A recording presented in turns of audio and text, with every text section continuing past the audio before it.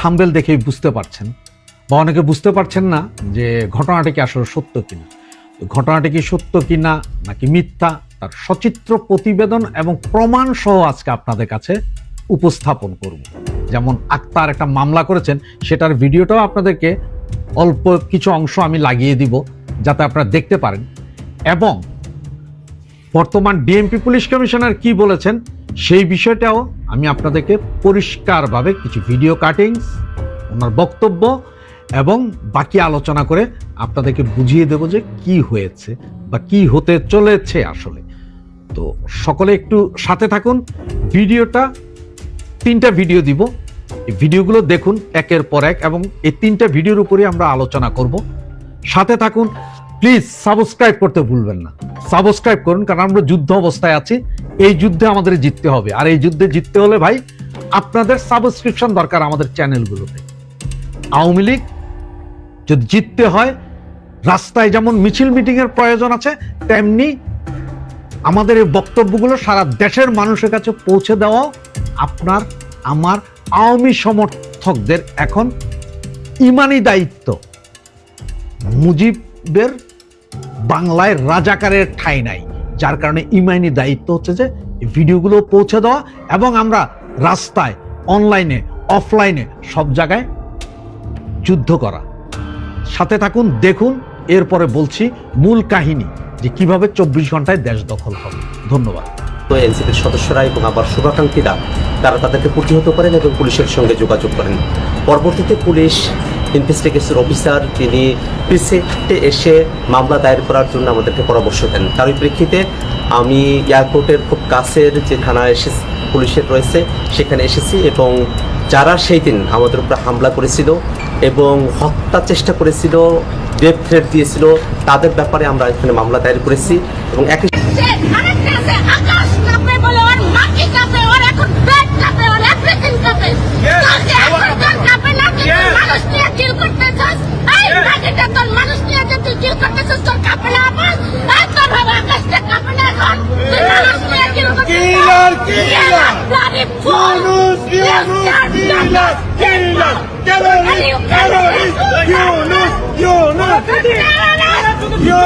যে জাস্ট 1 বছর আগে একটা দল ক্ষমতাচ্যুত হয়েছে, তারা টানা 17 বছর এই দেশ ক্ষমতা ছিল, তাদের বিরাট একটা জনগোষ্ঠী, বিরাট সাপোর্টার আছে।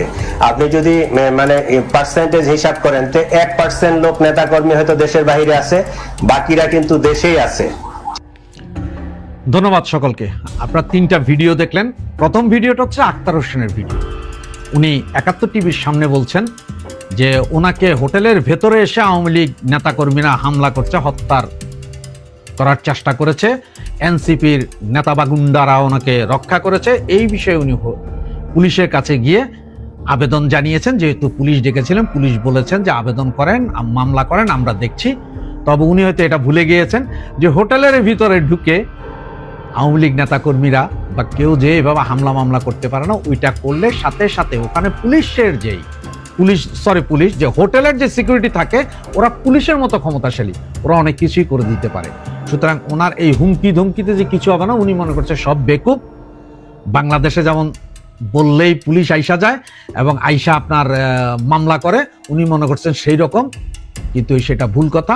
ওনার এইসব ফাউল কথা ধরা খেয়ে যাবে যে উনি হোটেলের সামনে ইনকিলাব জিন্দাবাদ, ইনকিলাব জিন্দাবাদ বলেছিলেন।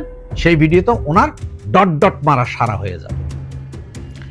দ্বিতীয় ভিডিওটা দেখেছেন, একজন আমেরিকাতে একজন মহিলা কিভাবে সেই আকাশ কাঁপানো আপা, যার কিনা আকাশ কাঁপে, আল্লাহর আরশ কাঁপে, ওনার অবস্থাও দেখেছেন। ঠিক আছে না? ওনাকে কিভাবে ব্যঙ্গ বিদ্রুপ করছে মহিলা, সেটাও দেখলেন। আমি কিন্তু মজা পেয়েছি, আপনারা কি পেয়েছেন আমি জানি না। এবং তৃতীয় ভিডিও যেটা, সেটা হচ্ছে সেই পুলিশ কমিশনার সাহেবের ভিডিও। পুলিশ কমিশনার নাকি আল্লাহ জানে, এটা আপনারাই ভালো জানেন। SM নজরুল ইসলাম ভাইয়ের ভিডিও। উনি কি বললেন?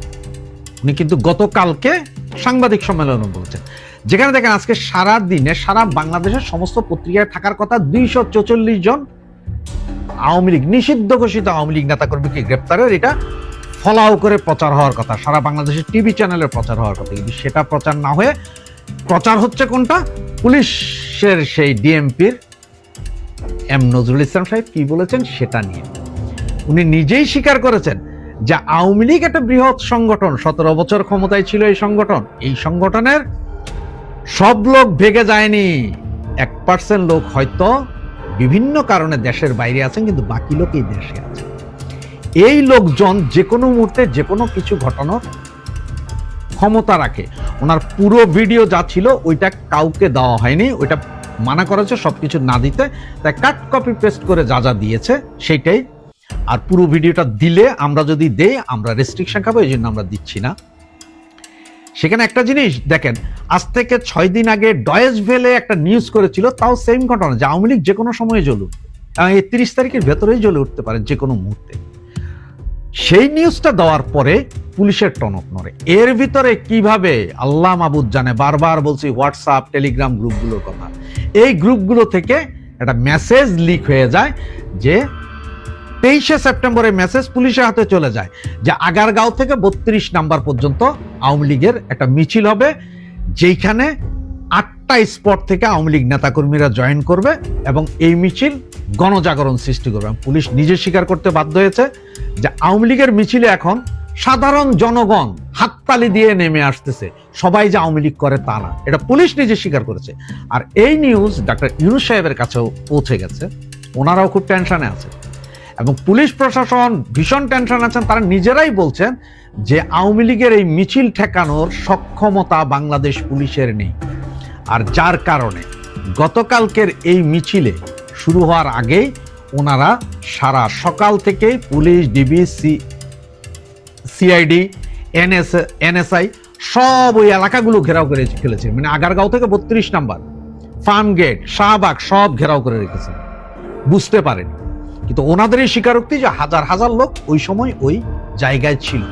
যেখান থেকে 244 জন যাদের গ্রেপ্তার করেছে তারা সবাই যে আওয়ামী লীগ নেতাকর্মী তা না, অনেক সাধারণ নাগরিক আছে যারা আওয়ামী লীগকে ভালোবেসে এই ইন্ট্রিম গভর্নমেন্ট দুষ্কৃতিকারী সরকারের পদত্যাগ চাইতে যারা জড়ো হয়ে গিয়েছিলেন। তাহলে এখন প্রশ্ন হচ্ছে যে এই মিছিলের খবর কিভাবে পুলিশ পেল? নিশ্চয় আমাদের মাঝে এখনো জামাতের রাজাকার রয়ে গেছে, তারাই। তবে আপনাদের সবাইকে বলবো আরো সতর্ক হন, সতর্কতা ছাড়া উপায় নেই। জিত আমাদের হবে, কিন্তু আমরা সতর্ক হতে হবে, সতর্ক হয়েই আমাদেরকে এগিয়ে যেতে হবে। তবে পুলিশের যে নিউজ 30 তারিখের ভেতরে কিছু একটা হবে, সেটা আমি আপনাদের কনফার্ম করছি 30 তারিখের ভিতরে হবে। কবে, কখন, কোথায় দিয়ে হবে তা কেউ জানে না। পুলিশ নিজে স্বীকার করেছে ঢাকা শহরে হয়তো বাধা দেওয়া সম্ভব কোনো কোনো জায়গায়, 100% না, 5%। কিন্তু ঢাকার বাইরে যেসব বিভাগীয় শহর মহর আছে এইখানে বাধা দেওয়ার ক্যাপাসিটি পুলিশের নাই। গত এক সপ্তাহে 550 নেতাকর্মী ধরার পরও মিছিল বন্ধ করতে পারে নাই। ঢাকা শহরে আজকেও মিছিল হয়েছে,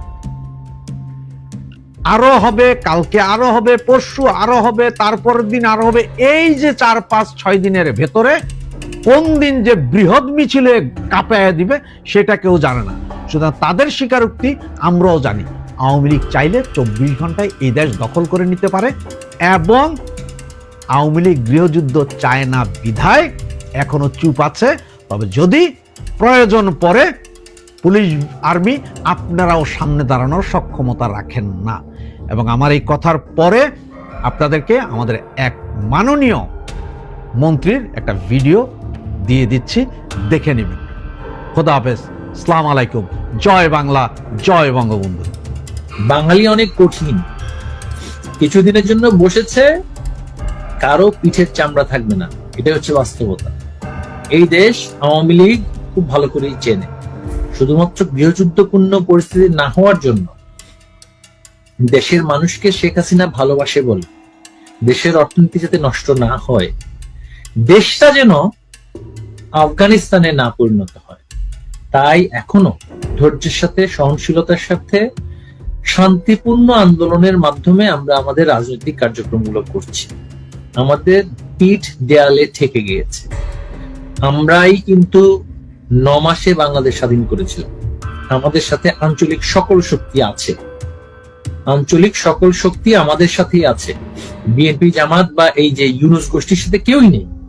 তাদেরকে পালাতে হলে আমরা তো আত্মরক্ষার্থে নানান জায়গায় আশ্রয় পেয়েছি, পশ্চিমে বা প্রাচ্যে। এরা কোথাও আশ্রয় পাবে না, এদেরকে হয় বিদেশে বিমানে করে যেতে হবে।